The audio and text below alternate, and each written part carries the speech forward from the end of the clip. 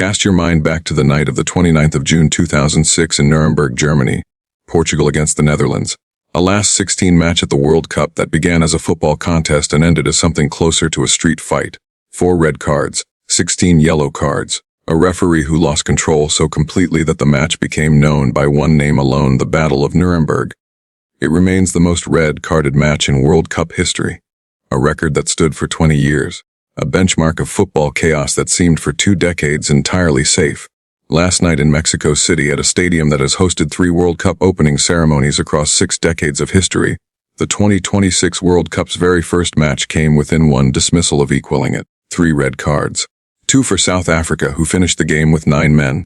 1 for Mexico, who ended it with 10. A match that began with the color and noise of the grandest opening ceremony the tournament has ever staged. Shakira, Andrea Bocelli, Salma Hayek appearing as a surprise, and then descended, gradually and then all at once, into the kind of football that leaves everyone talking the next morning. Not all of it about the football. Mexico won 2-0. The result is clean on paper. The story underneath it is anything but. So what really happened at the Estadio Azteca last night? And what does it tell us about the World Cup that has just begun? Let's go through it from the beginning, because the chaos didn't arrive all at once. It built. And it built against a backdrop. An opening ceremony, a stadium, a history, that made everything that followed feel both improbable and somehow entirely fitting for a tournament that has never done anything quietly. The ceremony itself was extraordinary. Shakira performed the official tournament song for her 4th World Cup opening ceremony, a record that only she holds. Man brought the weight of Mexican rock tradition to a stage that 83,000 people were already vibrating with. Andrea Bocelli's voice filled the Azteca in a way that silenced the crowd. And then Salma Hayek appeared unannounced and the stadium exploded. Lila Downs welcomed the world in Spanish, English, Mixtec, and Nahuatl, the indigenous languages of this land, and in doing so said something about what Mexico understands that the primary host of this tournament has struggled to express, that the world coming here includes people who were here long before this stadium was built. That welcome means something wider than a ticket and a seat. And then the football began. Within minutes, the match had its first significant moment. South Africa's midfielder Sfefilo Sithole made a heavy touch just outside the box. Mexico capitalized. Julian Cleawans found the space that the error created and struck the ball cleanly into the net. Right foot low. Ronwen Williams in the South African goal had no chance. The Azteca erupted. The first goal of the 2026 World Cup, scored inside the opening 10 minutes. From a defensive mistake by a team who had spent the previous 11 days managing the disruption of a stranded flight in Johannesburg, a visa crisis involving their entire travel party, and the particular pressure of being told you almost didn't make it to the match you are now playing in. South Africa did not collapse. That is worth stating clearly, because the scoreline and the red card count might suggest a team that fell apart. They didn't. Hugo Bruce's side showed the same resilience that had carried them through a qualification group that included Nigeria, the continent's supposed powerhouse, who are not at this tournament while South Africa are. They organized. They pressed. They created moments. They reminded everyone watching that getting to 2-0 was going to require Mexico to work. And then the red cards started arriving. Sithole, whose heavy touch had led to the first goal, became the tournament's first dismissal.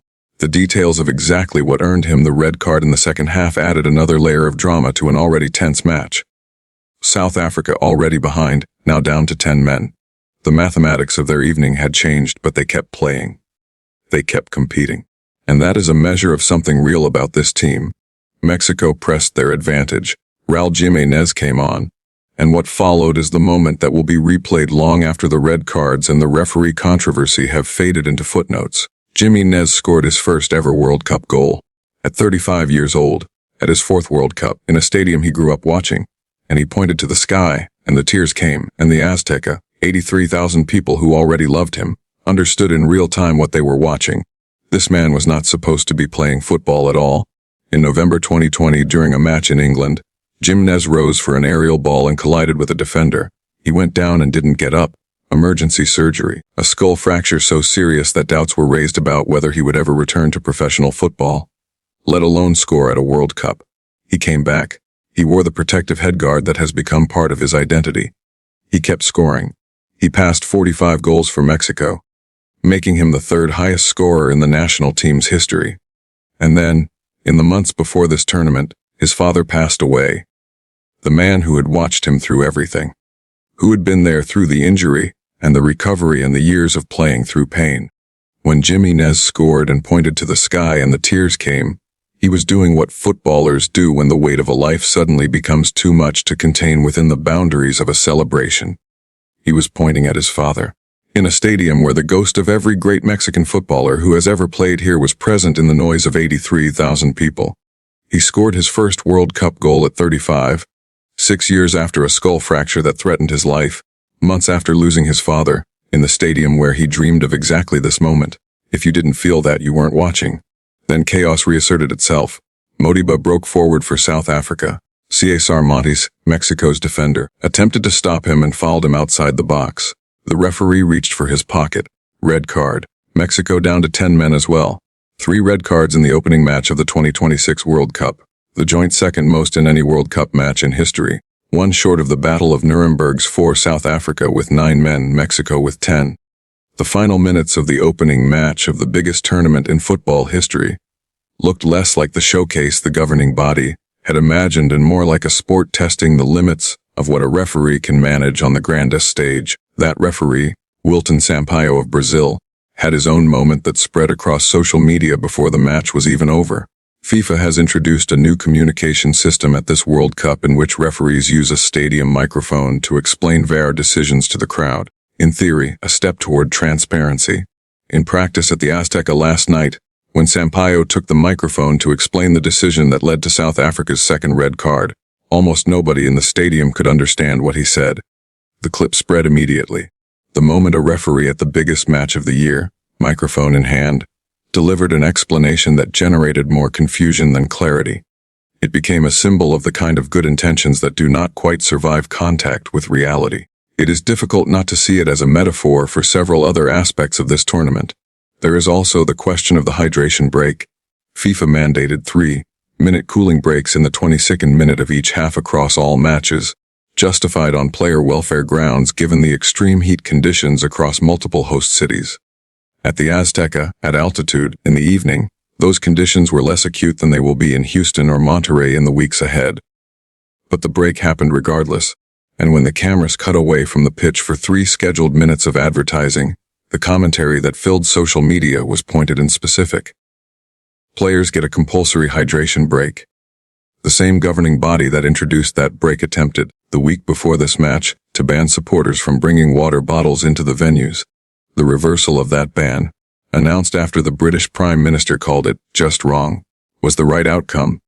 But its timing, arriving in the same week as the first compulsory player hydration break, illustrated a gap in institutional thinking that the opening night has not closed. Now set all of that alongside what did not happen at the Azteca last night. Omar Artan did not happen.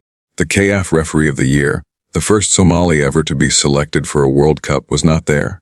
He spent 11 hours in an airport in Miami and was sent home. The man who would have been in that stadium, managing those red cards, explaining those VAR decisions into a microphone, was in Mogadishu. And within hours of the opening match ending, the news broke that UEFA had handed him the 2026 Super Cup final, the match between the Champions League winners and the Europa League winners, one of European football's most prestigious occasions. The organization that runs football on one continent stepped in and gave the referee that FIFA's host country had turned away one of the biggest nights of his career. The contrast was noticed. It was noted, and it will be part of the record of this tournament alongside everything that was decided on the pitch. Think about what the 2006 Battle of Nuremberg produced beyond its reputation for chaos. It produced Manichi's goal. It produced the specific tension of watching a match where the referee had lost the thread and anything felt possible. Those moments of genuine, unplanned drama are the ones that embed themselves in the memory of a World Cup. Nobody planned the Battle of Nuremberg. Nobody planned for the 2026 opener to end with 9 men versus 10. Nobody planned for a referee's microphone explanation to go viral before the final whistle. These are the things a World Cup adds to itself. The chaos that the governing body did not script and could not prevent. What do you remember about opening matches that set the tone for the tournaments that followed? South Africa's Sifai Tshabalala scoring that opening goal in 2010. The vuvuzelas, the feeling of a continent celebrating something it had been waiting for forever. France and Senegal in 2002. The defending champions losing to an African nation making the world take notice. Germany and Costa Rica in 2006, a 6-3 match that told you immediately this tournament was going to be about goals. The opening match of a World Cup carries weight beyond its 90 minutes. It announces something. It sets a temperature. Last night's match announced that the 2026 World Cup intends to be felt. That the football will not be polite. That the stories will arrive whether the governing body manages them or not. That a 17-year-old called Gilberto Mora, the youngest player from North America ever to appear at a World Cup, born after the 2006 tournament itself, can come off the bench at the Azteca on the opening night and make history without anyone having planned that chapter in advance. That Raul Jimenez can score his first World Cup goal at 35 and point to the sky and make 83,000 people feel the full weight of a human life in one gesture. That South Africa can arrive having been stranded on a runway, navigate a visa crisis, travel to the most famous stadium in football, and finish the night with 9 players still standing. This tournament has been surrounded by more institutional noise than any World Cup in living memory. The red cards and the tears and the microphone confusion and the hydration break and the shadow of an absent referee. None of that is what the governing body planned for its opening night. All of it is what the World Cup actually produced. And in the end, that is what this competition has always done. It takes what is given to it and makes something that nobody could have written in advance. What do you think last night's match tells you about the tournament ahead? Was the chaos of the opener a warning or a promise? And if a 35-year-old man who survived a skull fracture and recently lost his father can score his first World Cup goal at the Azteca with tears running down his face, does anything that surrounds this tournament actually matter as much as that?